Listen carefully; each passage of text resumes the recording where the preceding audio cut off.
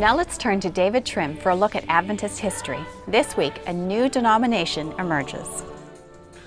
Welcome to This Week in Adventist History, Adventism's sesquicentennial week.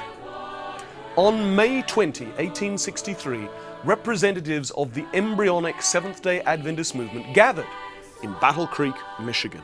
They came from across much of the northern United States, and they came with the intention of creating a unified church.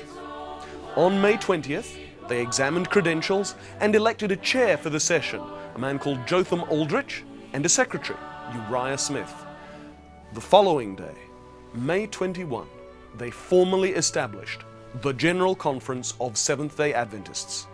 They created a constitution, model constitutions for the existing 6 conferences to adopt, and they elected officers and an executive committee. 18 of the 20 founders were delegates from 5 of the existing 6 conferences: Michigan, Vermont, New York, Illinois and Wisconsin, Minnesota, and Iowa. Vermont was the other conference but sent no delegates. But in addition, there were 2 delegates from Seventh-day Adventist churches in Ohio which had not yet organized into a conference. And there were a number of church leaders from Michigan, then the stronghold of the Seventh-day Adventist movement, who were not official delegates to the General Conference. One of those, Uriah Smith, was actually elected the first secretary of the meeting and then the first secretary of the newly formed General Conference. Esteemed pioneer James White was elected president, but out of modesty refused to serve. And then elder statesman John Byington was elected in his place.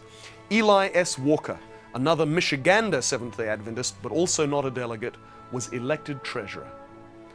Seventh-day Adventists had united for mission. Our church had been founded. And that was This Week in Adventist History 150 years ago.